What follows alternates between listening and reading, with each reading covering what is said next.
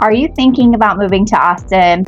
Well, before you pack up your cowboy boots or your surfboard, if you're coming from California, let's talk about the biggest mistakes that I see buyers make when relocating to Austin. These slip-ups can cause you time, money, and yes, even your sanity, like you're sitting in Austin traffic. So stick with me and I'm going to tell you all of the things to avoid. Okay, first up is Austin's traffic. Now, this might not come as a surprise for you if you have been thinking about moving to Austin, but Austin's infrastructure, it wasn't built for the big city that Austin is now known as. Our main highways are under construction, and trust me, it's going to be like that for a while. And as our city gets bigger, we just get more and more behind. Anytime we take on a new client, we always ask a series of questions to help you find what's the best area for you based on your lifestyle, school, work. Do you need to get to the airport several times a week, a month? And with that, we can take into account your commute times, because oftentimes families will move to stay somewhere like Kyle or Leander, and then they have round trip commute times of 90 minutes. And that might not be what they signed up for.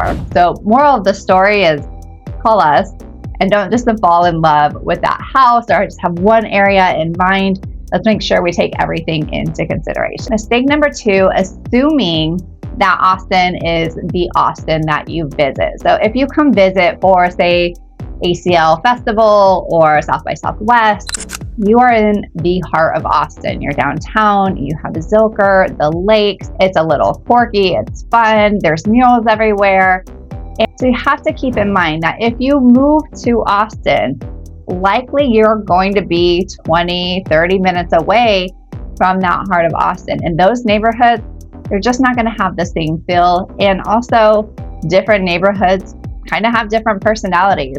If you decide to move to the east side is very eclectic. There's murals. It's great for artists and creators.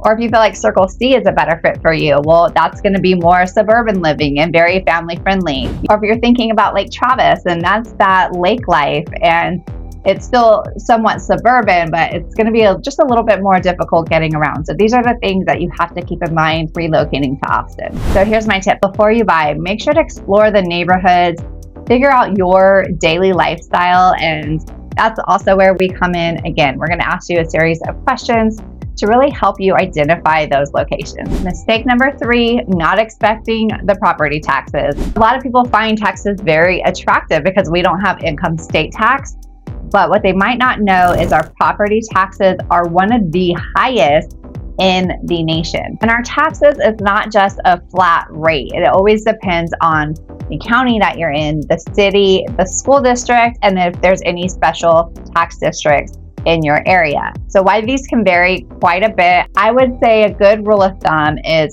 0.02 is the tax rate. In other words, if you buy a house for $500,000 times 0.02, that's going to mean that your taxes equal out to around $10,000, give or take 1,000 or 2. That can definitely be a sticker shock, so just prepare for it. Mistake number 4, not planning for growth and construction. Austin is one of the fastest growing metro areas in the nation. I mean, there are cranes everywhere. Every time I drive somewhere, I'm like, where did that come from?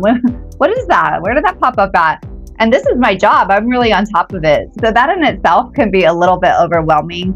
In fact, our metro population has jumped 600,000 people in less than a decade, and it's still climbing. Austin Metro has so much room for more expansion. There's a lot of land to be developed on.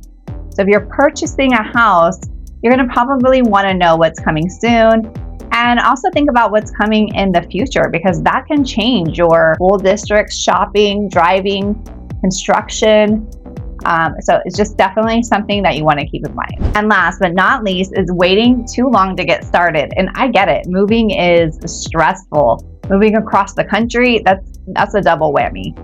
But you definitely want to get a jump start sooner than later, because not only are there a lot of great cities outside of Austin, but within those cities, there's a lot of great neighborhoods, there's a lot of great schools.